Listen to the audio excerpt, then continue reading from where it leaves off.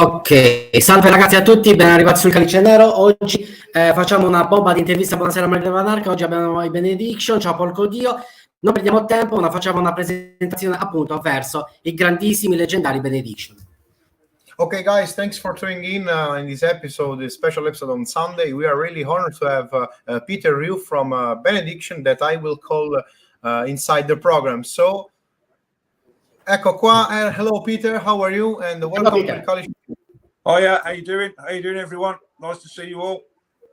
Yeah, thank you very much for this opportunity to get in depth about Benediction. And as always in this episode, we try to go from the roots of the project to the last days, just to have like a panoramic speaking about what is Benediction, the artistic side, the composition side. So without wasting time, there is the maestro here with the first question in Italian, and I, Graziano, will translate as always. In case lasciate la prima domanda. Okay. Lasciate la prima domanda, vai. If someone wants to make their own question to Peter, guys, just write down in the comments. So, okay, first question from my side. So, Peter, we know that you are the founder of the project. You are basically in the Benediction since day zero, and I just want to ask you, through all these years, how is the evolution of Benediction, and composition-wise, and also how the scene changed in those years in your place, and how was basically setting up a band back in the days? Well, to begin with, we formed in 88, officially 89, so that's 34 years ago. So obviously that's a long time ago, but back in the early days, there's a very, very big scene in Birmingham. There was a lot of bands around, Napalm Death, to name one, but there's a lot of bands back in those days, so it's quite easy to to form a band. There was lots of people wanting to play in bands. So back in the early days, it was great with tape trading. That's how the scene really began. Obviously, over the years, it's changed quite a bit. And over that 34 years, I'm quite proud to say that we've been going the whole time. We haven't split up and reformed like a lot of bands have. We've stuck with it through the thick and the thin. And we've seen the scene almost die, come back, almost die. You know what I mean? I've seen lots of changes over the years. But in recent times, I think it's having a bit of a resurgence. The last few years, it's been really good. It's almost like the early days. And obviously, lineup changes. Had a hell of a lot of lineup changes. There's only 2 original members still left in the band, but it was great when Dave came back recently. But the music pretty much stayed the same. I think the key to Benediction is staying true to Benediction, not trying to be something you're not. I think that's the main key for us. And I think a lot of bands should maybe use that philosophy. A lot of bands jump ship and change their style to try and fit in. But we've never done that. We've stayed true to our true beliefs of old school death metal and Benediction. Okay, perfect. So, just another things about that. It's that are you aware that a lot of new bands that started their own band basically keep you as an influence and how you live it with this even recognized bands that death metal bands, also new bands, for example. I read some interview of new deathcore bands that mostly old school guys not like, but a lot of people mention, for example, you and Napalm Death and those bands in the scene. Are you aware about your influence in the new music? And, have you had the chance to meet these new bands and confront them and make a comparison about the mentality and the attitude? It's the same in your opinion, or it's different? Well, firstly, it's a real honour. Excuse me. It's a real honour to for bands to say that we influence them like we do, yeah. And excuse me. And yeah, I like to meet bands and hang around me guys and get talking to them. And like I say, I think the scene's coming back, and a lot of bands are got like the old school mentality. You know what I mean? Death metal, you turn up in the same clothes you wear and you go on stage. There's no stage gear. There's no attitude. It's about the music and having a good time. Really, that's one thing that I think is my thing, is to enjoy playing music. Excuse me. No problem. Dopo traduci, se no muore. Okay. If you want to, Peter, if you need some rest, I can translate the first part that we've spoken about, so you can make a pause and then restart if you want. Yeah, that's right. Okay. So, as you can see, guys, translation time for the international users. Of course, our audience is mainly from Italy, so we tried, of course, with privilege our mainly. Ok, abbiamo parlato della prima parte dei Benediction, con sostanzialmente la scena che si ramificava attraverso il tape trading, le venue e soprattutto le persone che giravano attorno. Abbiamo parlato di come la scena di Birmingham era bella, diciamo, presente con gruppi come loro, Napalm, eccetera. Loro si sono formati, riformati, splittati, controsplittati, hanno ritornato e sono pronti comunque ad accogliere il palco, perché comunque ecco ci sono due, diciamo, metà band e originale. Ovviamente sono super attivi con i tour e c'è stata una morte apparente per un anno, però si dice comunque la modernità, oltre a portare ovviamente i suoi svantaggi, il vantaggio è stato pure quello di avere un'audience molto più larga. Non so perché sento un rumore in sottofondo, non so da chi, però comunque ecco diceva l'attitudine rimane sempre la stessa, no, ma tipo televisione comunque l'attitudine rimane sempre la stessa e quindi fondamentalmente sì, c'è questa mentalità di ritornare. Poi per quanto riguarda invece, gli ho chiesto se era appunto cosciente del fatto che molte band giovani, pure di gruppi che magari i ragazzi del old school non accettano, i gruppi deathcore per esempio menzionano i Dismember come altri gruppi, cosa ne pensava di questa cosa. Lui si stava affogando con l'acqua e quindi abbiamo fatto la traduzione. Okay, Peter, if you want, you can restart, you can reformulate, continue the answer.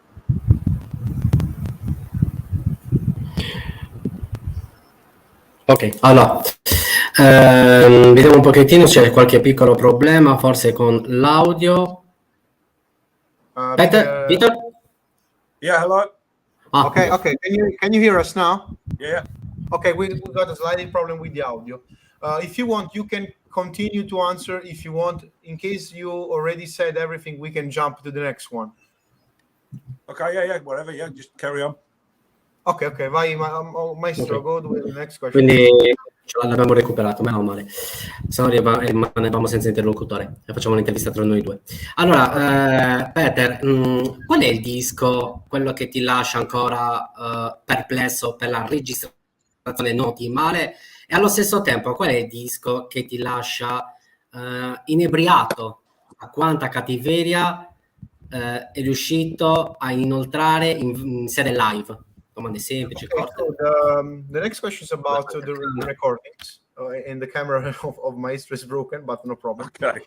The recordings, the Maestro is asking you, Peter, which are, in your opinion, the best record that have that kind of live attitude? So when you put on the CD player, you have all this live atmosphere. And what is the record that, in your opinion, can be recorded better? So you say, I liked the production back in the days, but now watching it and listening to it like a rewind style, it can be better. So what are these Benediction CDs that have this kind of situation, in your opinion? Well, obviously in the early days, you had less money, you didn't know what you was doing, and there was much raw and the you know what I mean, very raw sounding. Like the first album, Subconscious Terror, very raw sound. I'd love to re-record that, but going forward all the way to the latest one, Scriptures in Scarlet, yeah. It's really difficult to get the right feel so that it wasn't overproduced. So I think we spent a lot of time on that, on the Scriptures album, without it being too polished, because it's quite important for us, because you can't really over-polish our kind of music. It just doesn't sound right. So yeah, I'd say the last album for me is the best one. Okay. Sorry.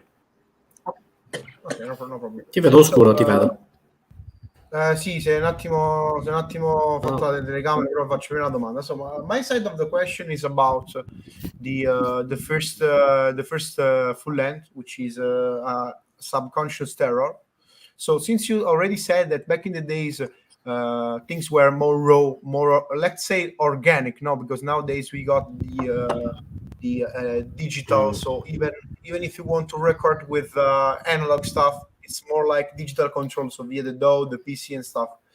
Can you tell us about some memories, some stuff that happened back in the days in the session when you did this album in the recording studio? How was the situation, and also how you guys managed to compose back in the days, Benediction? Or you got together in the rehearsal room, or maybe there is one guy that everybody covered. Can you please tell us about this side of Benediction to the early days?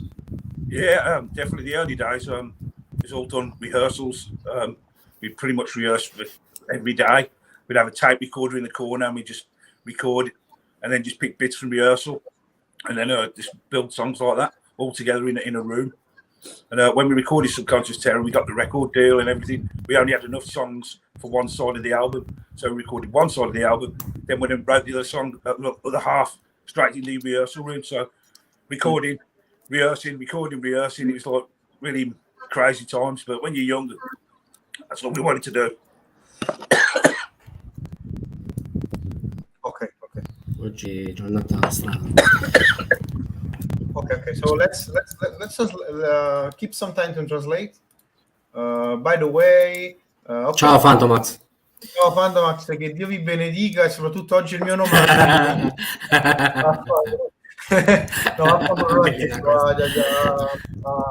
al barbuto giudaico. Questo è bellino. No, scherzando, ragazzi, battute infelici. Comunque abbiamo parlato della prima parte dei Benediction, che praticamente si parla i dischi, lui parla dei primi dischi, sono quelli che incarnano sia l'attitudine live che il fatto di essere registrati meglio. Soprattutto la parte di composizione e registrazione, praticamente loro saltavano tra sala prove e studio di registrazione, comunque avevano l'opportunità di essere appunto presenti in queste due situazioni in maniera così fissa, anche perché i mezzi erano quelli che erano fondamentalmente, e quindi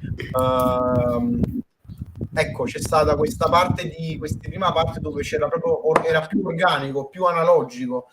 Ovviamente lui non parla contro le nuove tecnologie, non parla contro il nuovo corso, però dice che prima c'era un'atmosfera diversa e lo si sente soprattutto dalle atmosfere, dalla qualità, ma anche dalla crudezza che c'era nei pezzi precedenti. E poi il disco, quello che mi piace di meno, non l'ha detto. Ok, vai. No, ha detto tutti i primi dischi, i primi 3 dischi.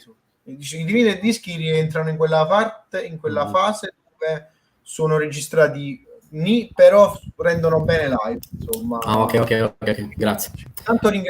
Intanto thank you to Photo Reporter for being a YouTube member, and also thank you to Marianna si chiama, se non ricordo male. Esatto, and Paul Codio for joining us. Guys, if you want to make your own question to Peter, don't worry and write down in the comment. Poi c'è un commento che non ho capito di Tommy Shore che dice che ci ha scritto in privato, però stiamo facendo l'intervista e su Twitch lo leggiamo dopo, quindi facci pazienza che già i tempi sono stretti. Maestro, allora, d'altra domanda semplice, molto molto ridotta, i Benediction, quali animali si possono trasformare tra un orso, un lupo, un giaguaro e una lontra? E quale sarebbe il disco di questi animali? Potrebbe essere quello più incarnato dei Benediction ultimi a lavori, non mi riferisco ai primi lavori. Okay, Peter. So the next question from the maestro is basically about the last albums. So he said basically that the energy and the songwriting is like a primordial power, like the ferociousness of an animal. So the maestro is asking you, playing with the fantasy, which animal can describe Benediction, like a bear, a jaguar, something like that, a predator animal like that? What do you think about it? That's an interesting question. Maybe an old bear, you know what I mean? An old strong bear. Don't poke the bear, I should imagine, you know, because yeah, we're not, you know what I mean? You can say I'm quite grey, like an old bear. But yeah, I'll go for an old bear. Don't poke the old bear. And just to describe the ferociousness, you choose the bear. So I love bears, by the way. Since do you think that which is the best song of the last songs that you guys produced that are close with this setting, to this power, to this imagery, let's go like this, in your opinion? Abbiamo riperso Peter, ogni tanto Gesù Bambino, molto probabile. Yeah, no problem. We got you freeze for a second. I will repeat, no problem. Yeah. So I'm asking you, Peter, about the last songs, the last albums that you produced. Which one is closer to the power of this animal that you picked up? So about the rawness, the energy, in your opinion. Well, Rabid Carnality, that song, yeah, that's actually written about werewolves or a werewolf. So that's kind of an animal and it's quite vicious. So yeah, maybe that one. I quite like that song as well. Rabid Carnality, yeah. Okay, perfect. So, quick translation. Quindi la sua immaginario è appunto un l'orso per la ferocità. Strano ma vero. Dice che anche il pezzo quello là, werewolf, quindi lupo mannaro, anche quello si avvicina. Tutti questi animali predatori in questa situazione proprio hanno la crudezza, hanno la velocità, la tempestività, il fatto che si aggrappano, quindi hanno proprio questo potere, questa aggressività in questo senso. Quindi lui, per lui è perfetto per descrivere cosa vogliamo. Io gli direi qualcosa poi dopo la tua domanda, fai il favore di fare la domanda appunto del ragazzo di Twitch, così almeno... No, la domanda di Twitch era la domanda di Twitch era verso di noi, perciò lo rispondiamo dopo. Ah, ok, scusa, non avevo capito, perfetto. Prego. Okay, so we have also our Telegram group, our closed group, and I noticed that people, Giovanni messaged to me, my buddy that basically lives down the road. He's asked you to Peter, Ringraziamo, can you please tell to Peter about his experience in Italy as live shows? What is your experience in our country as venues, people, promoters? Well, the metal fans are the same wherever you go. I'd like to say that. It doesn't matter what country they are. It's like a big brotherhood. But we have played quite a few shows in Italy. We did a festival called Fransce Festival. I don't know if you're aware of that. And it was a very good festival, but they had a lot of problems with the weather, and we went on really, really late. It was like 2 o'clock in the morning or something, and it was a lot of crazy travelling. But it was cool. The people were cool there. The fans are cool. We played some club shows in Italy. Sometimes not so many people come, but sometimes you get quite a few people. It's hit and miss, very much so. I think in some of your big cities, you don't tend to get a lot of people. Turn up to shows in Rome. We played a gig in Florence, and there wasn't so many people. But then we played one out in the countryside, and there was a lot of people. So it's very hit and miss. But no. Generally, the people are really good in Italy. Nice people to talk to. And if you play a show and there's only 30, 40 people there, they've still played to see you, so you got to put on the show. And it's good to talk to them. Sometimes it's good to do these little shows if you spend more time talking to people. But no, really good. Italy's a great country for us, and especially like the Fransce Festival. It was real good fun, apart from being too late, too early in the morning. It was killer. Yeah, perfect. Okay. And which is the best country that you have the possibility to tour in? In general. What is the best audience? Of course, it's not about which is best or not, but it's about the organization, the people. What is the best experience you had on tour? Well, I could talk for hours about this because we obviously do a lot of touring. Germany's always good for us because we get looked after, and it's got a lot of friends there. I know a lot of the promoters personally, and it's always good. Germany's always good, but probably fans-wise, it's got to be South America. Okay. We played a gig this year in Colombia, a club called Ace of Spades. It's only a small club. It holds about 600 people, but it was packed out, and the pit was going from the start to the end, like 1 hour, 20 minutes of a pit non-stop. We got a lot of it on video, and it's like crazy, you know what I mean? And also Chile. Chile's always crazy. So all the countries down there, but like I say, it doesn't matter where you play. Metal fans are metal fans the world over. It's like a big brotherhood. You know what I mean? Whether you're playing to 50 people or 15,000 people, you know what I mean? To me, it's not much difference. Obviously, it's, you know what I mean? You can get good atmosphere with a couple of hundred people, and you can have a killer gig with a killer atmosphere. So you don't need thousands, but it's always nice to have thousands. But yeah, I would say Germany to look after. You get looked after really well in Germany, but it's South America. The fans are crazy down there. Okay, you're not the first that tell us that South America have this craziness and this passion for the music. So it's good to know. It's good to know. Basically, big up to metalheads from South America to have this energy. Maybe we in Europe we have to learn something. We try to stay like more crunchy and more analytic. But when I see pictures of festivals there, it's always a mess and energy, people moshing, and really cool. Okay, perfect. So before going to our friends in the comment question, Phantomax. Sì, leggi la domanda di Phantomax e poi faccio la mia domanda dopo. I will translate what we said since it's really interesting, and we keep we try to keep on time. Okay, by the way, thanks Peter for answering our question. Okay. Abbiamo parlato della parti dell'Italia, loro hanno avuto varie esperienze in Italia, soprattutto al Frantic Fest in Abruzzo che conosciamo, e salutiamo gli organizzatori che comunque ogni anno fanno un festival incredibile, anche come la Gluttination e tutti gli altri festival, Metal Italia, Metal Festival, insomma, molto fighi i festival che facciamo in Italia. Tutto quest'anno ce ne stanno tanti, quindi a Cremona. Ottimo. Ovviamente poi il Padre Pio è stato al Not Fest, per esempio, dove non si è trovato molto bene nelle visioni, però dice che gli Amon-Amarth, per esempio, si sentivano molto bene. Giusto per chiudere questa parentesi sui festival, ha parlato dei due, diciamo, in Italia fanno degli show molto piccoli, però sono molto più intimi e dice che comunque le persone sono molto più calorose, quindi da massimo hanno fatto 50-80 persone, tutto a Roma, vicino Firenze, eccetera. Quindi a loro piace pure fare queste scelte, questi club medi, piccoli rispetto a quello che fanno altrove, che comunque hanno la possibilità più di stare a contatto con i fan.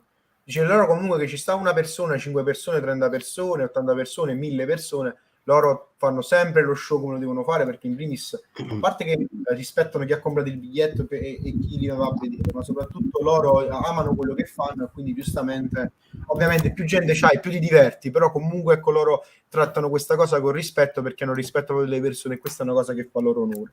Per quanto riguarda invece i migliori posti dove hanno viaggiato, le esperienze più belle sono state in Germania, perché ovviamente la Germania è molto organizzata e vabbè, è domanda scontata, e anche il Sud America, tutto Colombia e Cile, dove dice che c'è un'energia incredibile dall'inizio alla fine, un casino della Madonna, tutti vanno a suonare lì. E poi comunque c'è tanta gente che ha proprio fame di concerti, quindi lui ci piace molto questa cosa. Quindi, e non solo fame di concerti, addirittura comprano tutto originale, cioè sono una cosa allucinante. Però dal contempo ci sta anche molto, siccome non hanno tante distro, là ci sta anche tanto bootleg, quindi ci sta questo dualismo di cose. C'è anche il truffatore del Perù, del Paraguay, del Perù. Ok, leggiamo la domanda di Fantomax e poi faccio la mia domanda. Prego. Question from our viewer Fantomax is asking, Ringraziamo, please, can you ask Peter about what he thinks about the actual death metal scene? There are some new bands that you like, you don't like, and what is the comparison between 90s and nowadays? Of course, partially we answered in a previous question, but if you want to elaborate more for our friend Fantomax, of course, we appreciate your opinion about that. Well, I try and listen to a lot of new bands, and there's quite a few at the moment. Like I said, I think the death metal scene is quite strong at the moment, and it's making a bit of a resurgence. And there's a lot of new bands coming out, which can only be good for the scene. You know what I mean? Like I say, it's staying true to yourself and enjoying what you're playing. And death metal is to me, it's not. Some people take it a little bit too seriously. You know what I mean? You still got to have fun. And for me, there's like a bit of a punk element in Benediction, always has been. But comparing it back to the old days, in the old days, there's lots. It was really in its first years. I was lucky enough to be around with the first years of death metal, and it was really fresh and new then. But it's got to feel like that now with the new bands coming up. That it's kind of fresh and new again. You know what I mean? And it's just good that we're still here with them. So it's great to play with new bands. We got a gig in London towards the end of the year with a band called Blood Red Throne. They're quite a cool band. They're kind of new death metal. They're pretty cool and cool guys as well. You know what I mean? It's great to meet these guys. But yeah, I'll try and stay on top of a lot of new bands. Yeah, we got the chance to interview Blood Red Throne some months ago. So really cool guys too. They also mentioned about how was fresh and new the England death metal scene back in the days. Because of course nowadays, I don't know if you agree, but bands tends to copy and paste what was in the past. But now back in the days was really fresh new. So each band has his own signature. Let's call it like this. So, I think that you. But a lot about new bands I'm hearing now. That there's a lot of bolt thrower riffs coming out in a lot of bands. You know what I mean? Which is okay, but I could hear it a lot. You know what I mean? Obviously, because we were good friends with bolt throwers, still are. But you know what I mean? When I hear me say, "Oh, that's bolt thrower," "Oh, that's bolt thrower," a lot of bands are doing that, which is not so bad. You know what I mean? So they don't exist no longer. But like you say, it's difficult to come up with new stuff because bands are going to sound like other bands. It's just one of those things, you know what I mean? But as long as you put your own style or your own take on it, it's good, you know what I mean? As long as you don't completely rip off bands. Everybody sounds like everybody else, basically. Okay. Allora, before jumping to the next question, I'm translating what we said. Maestro is ready with the next one, but Maestro, wait a few seconds. And, of course, we answer. Allora, traduciamo prima. Se me la vuoi già dire, così traduco e poi la. Ok, allora un attimo. Allora, andiamo a ricercare sulla discografia dei Benediction e andiamo su Subconscious Terror del 1990, poi The Dream You Dread del 1995 e Grind Bastard del 1998. Quali di questi 3 dischi possiamo far entrare la discografia di questi 3 gioiellini in un mondo artistico? In un mondo artistico quale? Un quadro, un film, un libro. Okay. The maestro already told in Italian the next question, but I'm translating what we said. Visto per ritratto, no? No, c'è proprio tu che c'è ogni tanto dei problemi di audio, tu proprio, però non c'è problema. Ok, quindi la scena death metal la risolve buona perché ci sono sempre nuove band, Phantomax, però dice che ci sta molta tendenza a copiarsi uno con l'altro, mentre prima c'era un po' di suono un po' più ricercato e un po' più originalità, però comunque diceva lui, per esempio, vede tante band che fanno Rick Table Tower, per esempio, oppure tante influenze subconsce in questo senso. Però ovviamente non è manco colpa dei ragazzi che iniziano a suonare, perché giustamente noi ragazzi, mi metto anche in primis, abbiamo le nostre influenze che a loro volta hanno le loro influenze e che a loro volta hanno le loro influenze, quindi per chi viene dopo è sempre più difficile essere originali. E lui parla di come c'era questa sorta di trademark tra band, anche di unione, per esempio con Blood Red Throne a Londra, ha parlato di questa cosa, che ognuno aveva il proprio suono, il proprio modo di suonare, c'era qualche influenza un po' dal punk, un po' di marciume in generale, quindi soprattutto si viveva un'atmosfera diversa. Diceva, adesso le band nuove hanno il pro che hanno mezzi per suonare meglio, il contro è che molto spesso è sempre più difficile fare delle cose originali. So the question that Maestro said before translating is about it's kind of weird question, but he loves to he wants to go in depth about lyrically and concept wise of the album. So he asks you if you have to choose of course about the early days. He mentioned the first 3 albums. If you have to choose a book or a movie to describe your early days, your early album, as he said, the first 3 albums, which kind of book or which kind of movie you will pick to say, for example, Benediction would be perfect as a soundtrack for that movie, soundtrack for that as a mood for that book, for example. Okay, well, that's quite an interesting question. Well, the first album, obviously, Barney wrote the lyrics for that, and a lot of that was sort of H.P. Lovecraft inspired, you know what I mean, that sort of era. So it'd probably be some early H.P. Lovecraft Mountain of Madness or something like that. The second album, Grand Leveler, which Dave Ingham wrote, there was a lot about Jack the Ripper in that, a lot about serial killers. So that's more of a serial killer thing, the second album. So I don't know, Jack the Ripper book, but James Maybrick wrote one or something about Jack the Ripper, who was Jack the Ripper maybe. So it's hard to put the one book for each one because they're very, very different albums written by different guys. Yeah. Yes. So yeah, that's how I'd qualify the first 2 albums. So I suppose Transcend the Rubicon's a bit different. A book it's a bit more fantasy, I would say. That's sort of going in a bit more fantasy territory. Again, there's some serial killers on that. I think we write a lot about serial killers. Obviously, death metal's always about the darker side of life, and books and fantasy. So it's a good question. Tough one. I'd have to think about that, but definitely the first one would have to be H.P. Lovecraft, and the second, obviously, serial killers. The second one. Yeah. Okay. And also, if Giovanni has asked a question before, I'll just read it on the group. Okay. He's asking about a silly question in his opinion, but in my opinion, it's not. Why you choose the name Benediction back in the days? He's asking. Well, that's quite interesting. I think that it's appropriate to ask this now because we're talking about the early days, so I try to link the in between the question. So well, there's lots of bands with shun, immolation, suffocation. You know what I mean? So it was a shun. Yeah. It just come up something about the name Benediction. You know what I mean?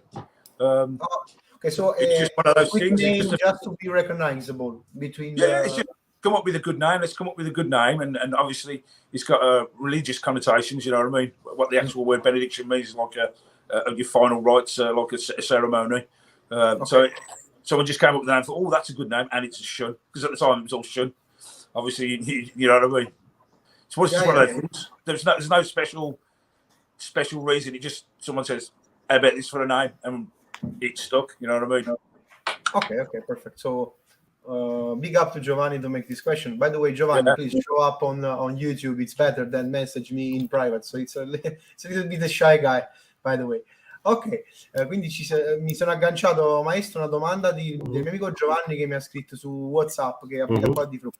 Il mio amico ogni volta che facciamo gli eventi insieme dice perché si chiamano Benediction, perché lui comunque è molto religioso, voleva sapere che sfizio cosa ha detto. Giovanni, però ti dirò nei commenti, diceva lui, ma poi se scrive una buffonata, non ti preoccupare, vieni nell'amicizia, come si suol dire qua. Allora, parlo subito di Benediction, hanno preso ispirazione ovviamente da Immolation, Suffocation, questi nomi qua. Normale.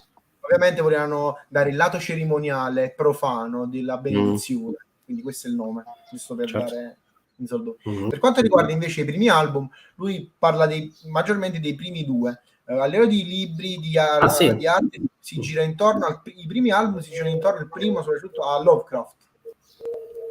Cioè, tutte le band estreme Lovecraft style. C'è da dire una cosa, negli anni 80 era nuova questa tematica. Sì, no, non sto dicendo quello, però sto dicendo come quanto ha influenzato Lovecraft. Sì, allucinante. Mentre il secondo album più Jack lo Squartatore, guarda, sia libri che atmosfera. Mentre il terzo che gli hai detto più una cosa orrorifica, però fantasy, diciamo. Quindi Infatti Fantomax, lo leggi per favore il commento anche. Perché grazie Rakan. Ok, Fantomax said you are guys my favorite death metal band of all time, and I love Night Fear. What do you think about that song? That of course he said that it's your best. You agree with Fantomax, Peter? Yeah, it's a good song. It's got a nice groove to it, but it's one of those songs. Ever since we recorded it, I've had to play every single gig. So yeah, I like it, but I can't get bored of playing it. To be honest, if I'm going to be honest, I do like the song, but we have to play it. You have to play what the fans like. You know what I mean?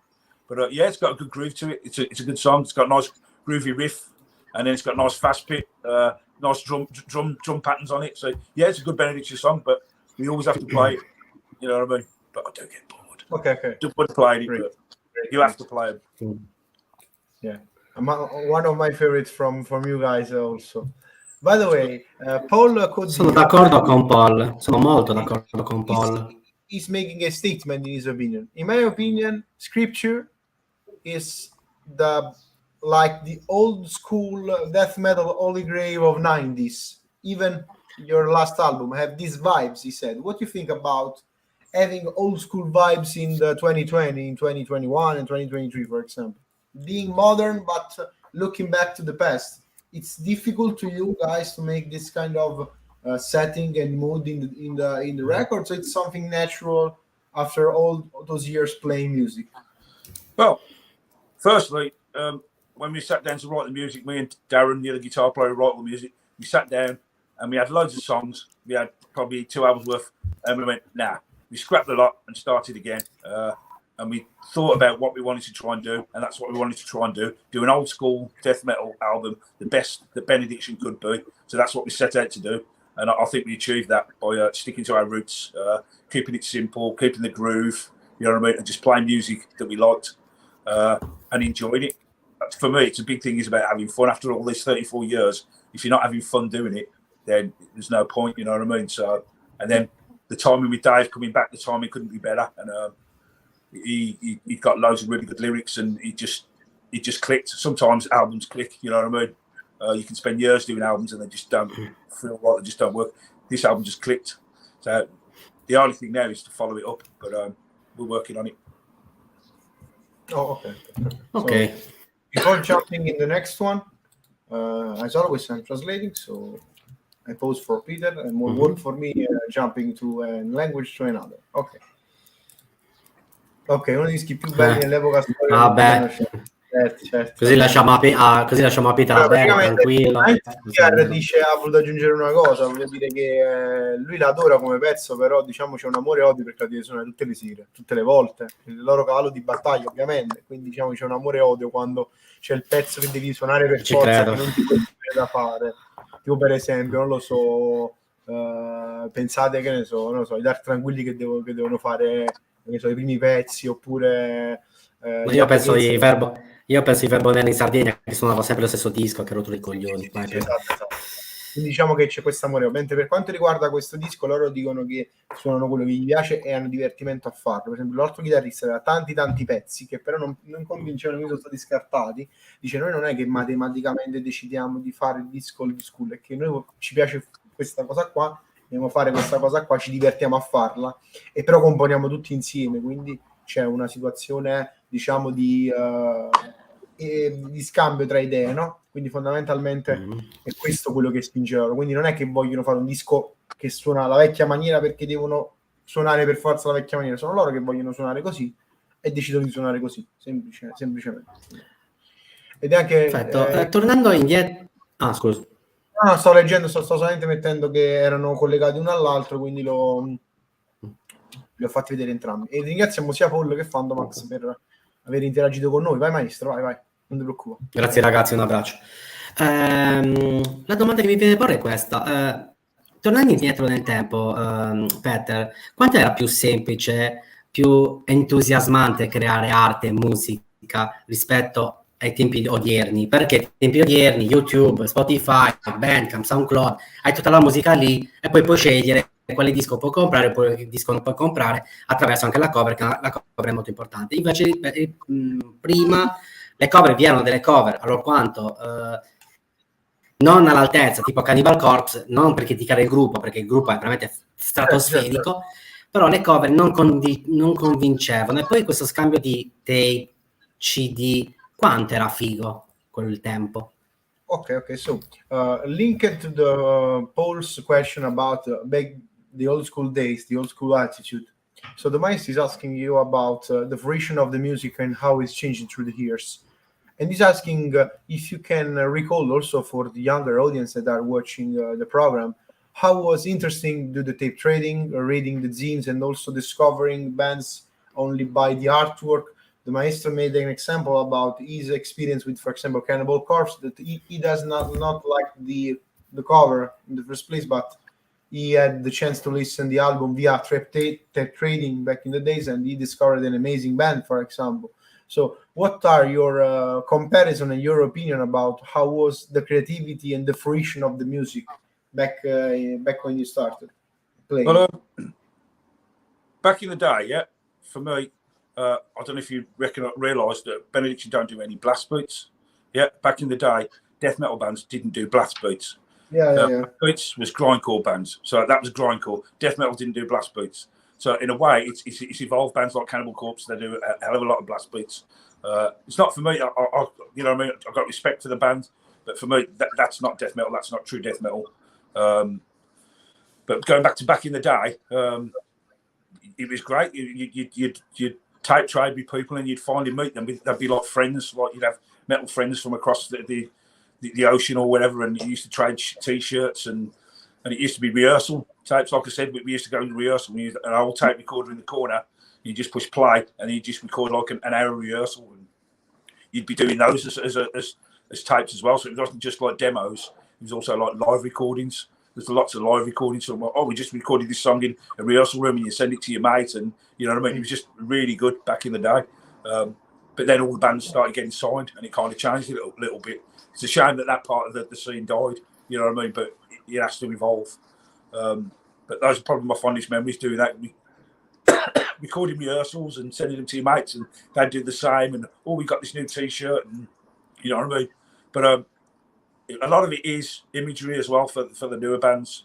Like you say, it's cool to walk around in a T-shirt with, you know what I mean, body parts and all sorts, like, you know what I mean. That's kind of cool. There's people like that, then I like that, because I think in our music you can do T-shirts like black and white ones, a bit more subtle, or you know what I mean. It takes all sorts, if you know what I mean. Okay. And I'm asking you if you record some friends that you made during this step training, some bands that get in touch you in early days. You remember some names? You had the chance to get in touch with some bands from Italy, for example. Can you please I'm really curious about this kind of exchange, because it was different than nowadays. Nowadays we have couriers and express postage, but back in the days you have to wait a lot of time to have the material. So also the interviews and stuff. So it's not like they said, message you on Facebook, okay, let's do the interview, and we are right. So it was you have to bear with me. It was a long time ago. We're talking 34, 35 years ago. It's a long time ago to remember this, but I remember Autopsy coming to our town once, and we took them around and showed them around Autopsy. We took them for a breakfast in this really dodgy cafe in Birmingham, you know what I mean? And you used to stop at people's houses as well when you used to tour. You didn't get hotels. Your friends used to put you up, you know what I mean? So up to my friend's house, you know what I mean, while I was playing, and that's the kind of community. It was like a metal community, if you know what I mean. When they came to town, you go and look after them, and vice versa. If we went to their town, they'd come and look after us, you know what I mean? So it was good times. Okay, perfect. So, okay, we are near the last bench of the questions. So before going in this next part, I'm just translating what you said to just close a chapter and go to the new one.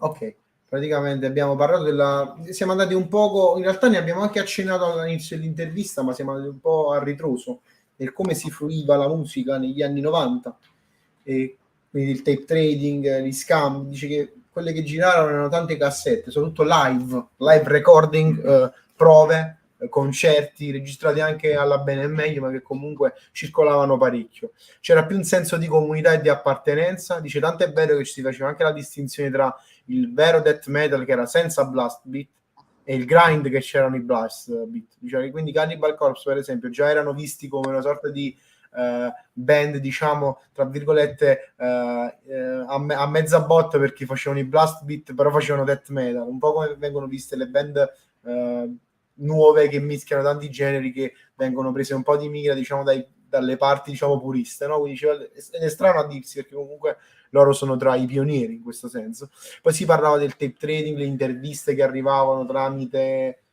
posta, il senso di comunità, anche con i musicisti, amicizie che durano tuttora adesso, l'aspettare la posta, il sapere se era arrivato, non era arrivato, insomma si viveva più organicamente. Lui parla che c'erano anche dei ritrovi, per esempio un caffè a Birmingham, dove si ritrovavano, si scambiavano le cose, oppure i negozi di dischi, negozi di musica.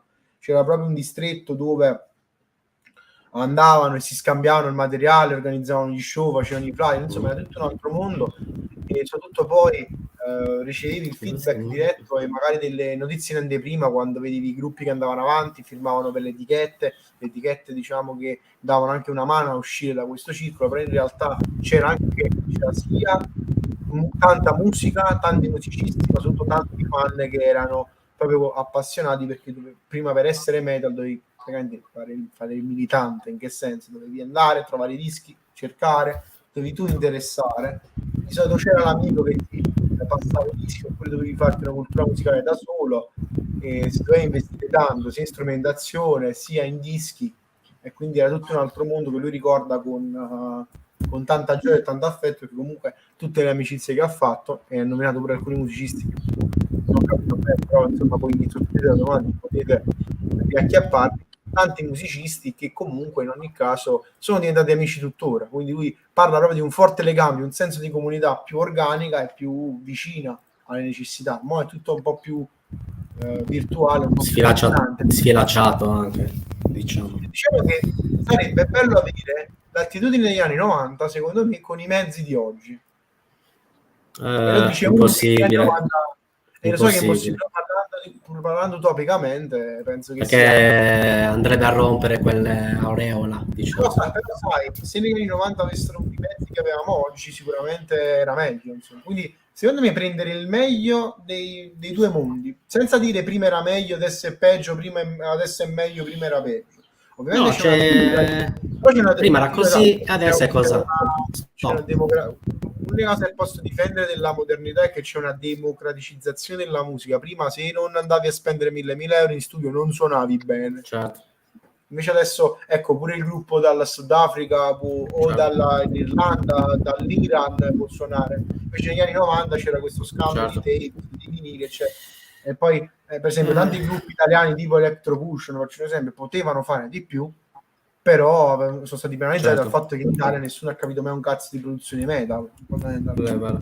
A proposito, attualmente, ora come ora, l'Inghilterra, come vive la scena metal, sia quella black che quella dead? Perché ho notato che quella black c'è qualcosa ancora, Vedete, ha tuttora. risposto prima quando ha risposto No, a no, Paul. gruppi underground, no, ma gruppi totalmente underground, ok, che ancora ok. si aggirano con delle demo, non con dei dischi professionali, occhio. Quindi CD-ROM, quindi tape registrate.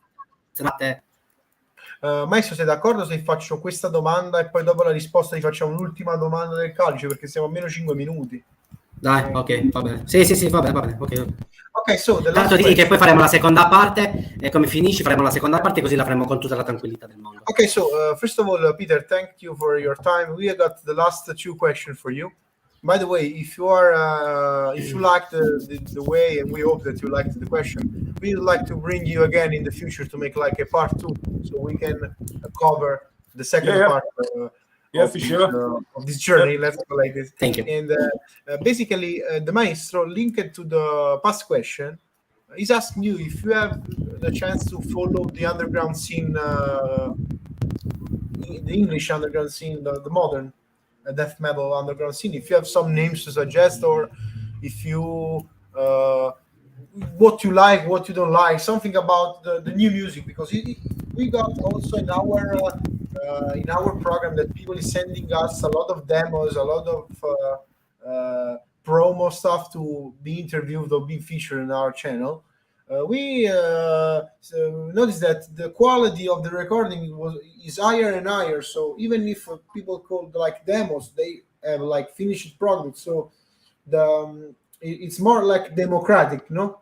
So it's more like, it's not that you have to go, for example, in the US to have like the Morris sound style of recording, or if you have not to go to Sweden to have that kind of, you can do in your own environment. So what your opinion? You have the chance to follow the scene or not, and why? So can you please tell more about that side of England in this particular case? Well, I don't think in England it's that big. There's a few bands, but I think it's bigger in other parts of Europe. But in England, a lot of people like pop music, and that, and it's a really big scene in England. Dance music and R&B. That's big in England. You know what I mean? It's like we don't play very often in England because the scene's not that big, to be fair. And it's really tough for bands coming out of England to get anywhere to begin with. So the bands that are there, fair play to them for sticking at it, because it's really tough coming from England at the moment. Okay. But going back to your other question about doing like old sound, you know what I mean? Well, why not? If that's what you want to do, if that's the identity you want to put out there, that's what you want to sound like, then why not? It takes all sorts, you know what I mean? It's a good way of doing it, I suppose. It's like regressing in a way, but yeah, that's pretty cool. But you do not have any names to suggest, maybe some recent listening that you want to suggest to people? Because a lot of our audience always ask if you can ask to our guests to recommend some new bands and stuff. 10 Ton Slug. Have you heard of them? 10 Ton Slug. Okay. Can you please spell it so I don't get it? Yeah, 10 Ton Slug. 10 Ton Slug. No, I hear it, but I'm not so familiar with that. But I'm sure we'll. You put me on the spot. I can't think. Next time, I'll give you loads of names. You know what I mean? Okay, perfect. My memory's not so good. I'm getting quite old now. You know. No problem. But one name is enough for to get prepared for the last part. Yeah. Okay. Next time, I'll come with lots of names. I'll be prepared. Perfect. So really look forward to it. And the last part of the last question of this interview is about something that I'm always telling this episode when we create our evergreen question. So we do this question as a closing interview for closing the interview every time. Yeah. We were in our first episode with Paul Mazurkiewicz, and he asked us about our logo, which is the Calice, no? So he said, what you guys will put in the Calice? So we started playing around and joking together. And he came up to a question for us, which was, which beverage inside the Calice can represent yourself? So we flipped the question to the bands, and we asked, which is the best drink that you put inside the Calice to represent Benediction in their imagery, sound, rawness, and stuff like that? That's a tough question. Obviously, we all like different drinks in the band. Sure. You know what I mean? Our singer David certainly say, "Oh, a bit of splishy splashy." That's what he never needs. But to represent the band, I don't know. So much strong that gets you drunk, I suppose. You know what I mean? I don't know. That's a strange question. You know what I mean? A good red wine, I suppose. You know what I mean? I suppose it's a bit boring, but you know what I mean? A good red wine, I suppose. No, but I think that as long as it's Italian, yeah. You know, it's good. It's good comparison between the red wine and your music. But I was like thinking about something more tougher, like a whiskey, something like that. Yeah. A lot of the guys drink whiskey. Okay. Yeah, I like a good whiskey. You know what I mean? Single malt. But the other guys like drink bourbon. You know what I mean? Everybody drinks the same. You know what I mean? Our drummer is Italian. We've got to have an Italian drummer, and he likes to drink, but he can't handle his drink. Typical Italian. Okay, c'erano i batteristi. I did not know that you guys had the Italian drum. Okay. Yeah, he played on the last album. Okay, perfect. So, of course, I will translate afterwards. So, since the time is running out, I want to thank you, Peter. Sì, lasciamo andare il nostro interlocutore, così traduciamo con calma. To be with us this hour together. Thanks Thank you very much. Yeah, next time. And it's a pleasure to have guests like you for the association and the podcast. Thanks for being here. And see you next time when we will get in touch to make the part 2 of this appointment. So, okay. Thank you, Peter, and have a nice day. Take care. Bye. Allora, ragazzi, siamo sempre qui nell'associazione con il buon Alan e abbiamo avuto Peter dei Benediction. E adesso, siccome stiamo stretti con le tempistiche, traduco brevemente quello che si è detto. Sì, una breve traduzione. Partiamo dall'ultima domanda. L'ultima domanda dice che praticamente qualsiasi cosa che è forte a livello di gusto è accettata, perché comunque la loro musica è dura e forte, poi ognuno ha le sue preferenze. Quindi lui ha detto, secondo me ci rappresenta come colore, come atmosfera, un vino rosso, ma anche un whisky, un bourbon, ha detto. E poi ha detto che il loro batterista è italiano, quindi gli sta un po' insegnando. Ciao. Gli sta un po' insegnando, diciamo, verso l'alcolismo. Sì. Non lo sapevo. Non lo sapevo. Infatti il batterista si chiama Giovanni Darst ed è stato il batterista dei Monument, dei White Wizard, dei Monument. Sì, dei Monument, però i Monument quelli là inglesi. Sì, ho capito. Electric Wizard. No, Electric Wizard, White Wizard. E praticamente Giovanni anche Isso Atrocity, Homicide, quindi tutti questi gruppi abbastanza conosciuti. Quindi il suo batterista è di Genova, precisamente. Genova, sì, lo sto leggendo adesso che non lo sapevo, ragazzi. Manco io lo sapevo. E praticamente lui ci ha detto pure l'ultima parte della domanda, che era quella appunto delle band underground, che ha detto che alla prossima, lui dice che coi nomi non è tanto afferrato.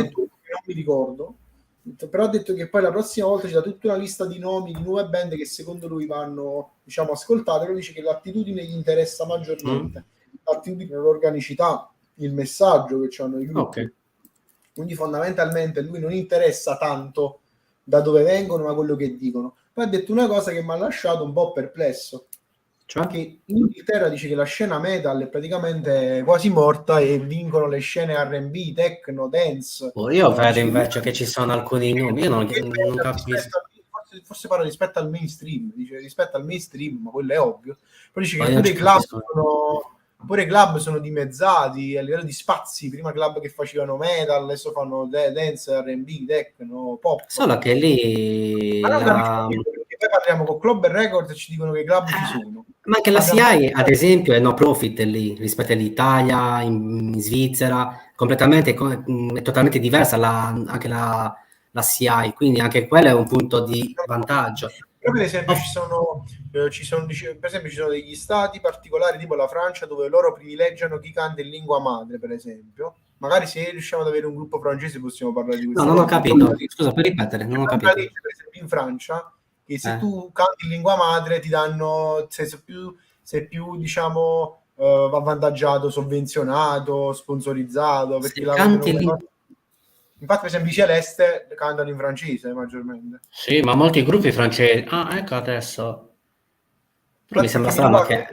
Mi contatto a un gruppo italo-francese che disse: vedi che in Francia siamo un po' non abbiamo tanti privilegi perché abbiamo scelto di cantare in italiano, ma penso a livello istituzionale, no? Però non lo so, magari chi è No, sono cose che non si capiscono a volte, uno dice una cosa, uno dice una cosa. Conosce questa cosa, magari ce lo scrivo nei commenti, la prossima volta magari ne parliamo di questa... Sì, perché a volte non si capisce. Lui parla che non è tanto prolifica la scena, però parla con i ragazzi di Clobber Records e dicono che è quello. Secondo me dipende pure da che cosa intendono. Cosa intendono, secondo me.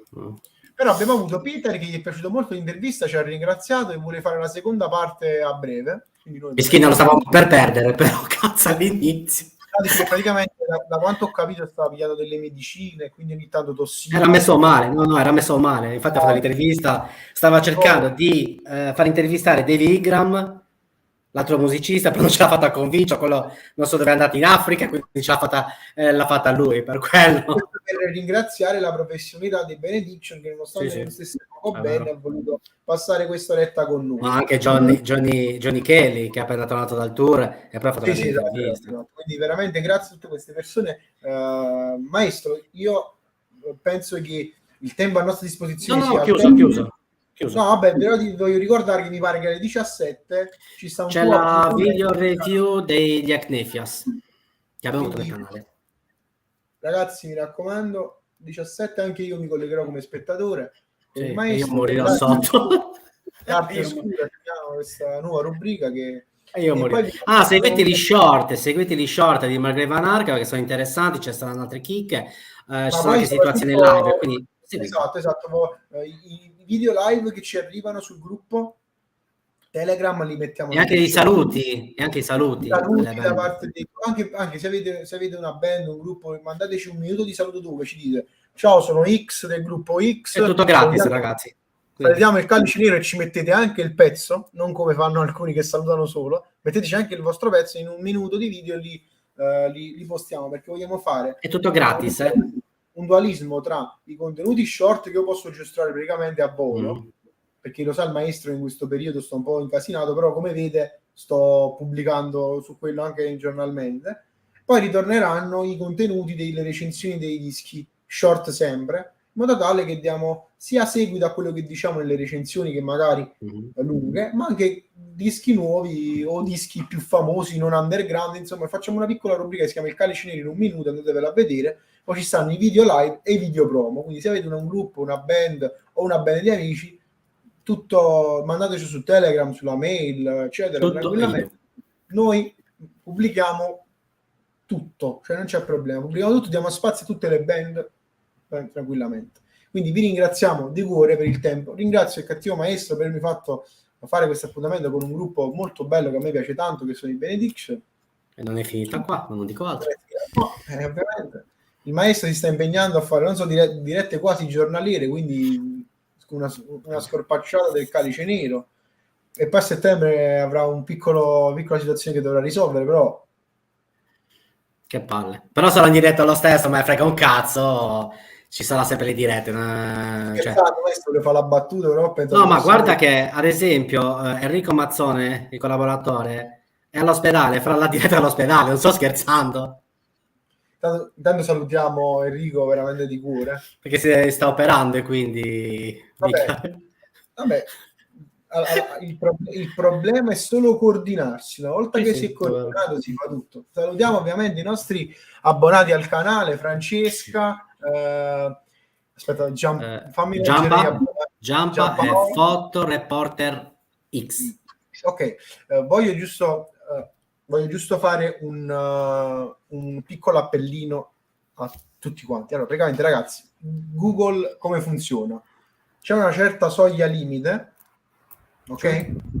C'è una soglia limite, una volta che si collezionano i fondi per questa somma avviene il pagamento. Quindi noi tutti questi abbonamenti, non avendo ancora raggiunto la somma limite, non li abbiamo ancora materialmente, però li avremo, e vi ringraziamo perché ci aiutate a tamponare i costi che ci sono dietro la strumentazione e il server di StreamYard che è premium, e quindi abbiamo l'abbonamento mensile.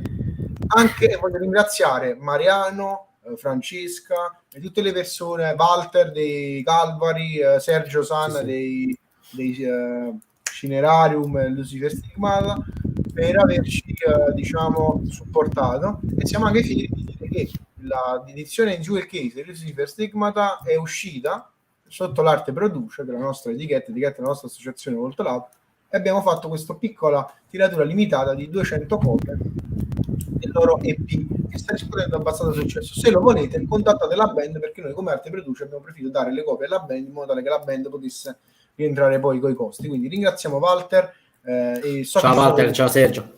Ci sono delle news anche del materiale dei Calvari a breve, sì. Sintonizzati, e niente, buona domenica a tutti, buona Madonna delle Grazie, mangiate tanto, non dico bevete tanto perché non bevo e non mi piace bere, quindi dico bevete responsabilmente. Comunque ragazzi, poi come facciamo l'abbonamento siete tutti invitati ad andare in Norvegia. Esatto. Chi paga? Non lo so, vediamo. Facciamo tipo come fanno i youtuber, tipo quelli là di fumetti che fanno i viaggi in Norvegia tutti quanti insieme. Sì, ma possiamo farlo quando volete, possiamo farlo anche domani. Rimaniamo a casa e facciamo vedere le immagini della Norvegia. Non c'è sì, tipo come quella durante la pandemia, quella scuola che fecero la visita guidata online con il coso della Wii, il pullman virtuale. Vabbè, quella è pateticità incredibile. Ragazzi, cosa dirvi? Dai, lascio chiudere a te oggi.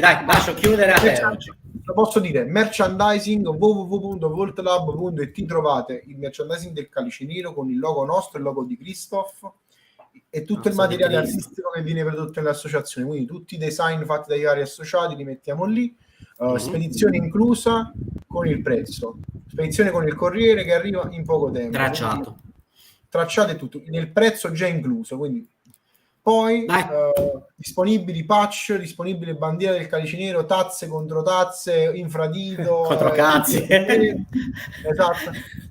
E quindi voltlab.it trovate anche tutte le cose che facciamo come associazione, tra cui il maestro è parte anche lui, e lo ringrazio ancora per questa sua volontà di mettersi in gioco con noi, con il Calice.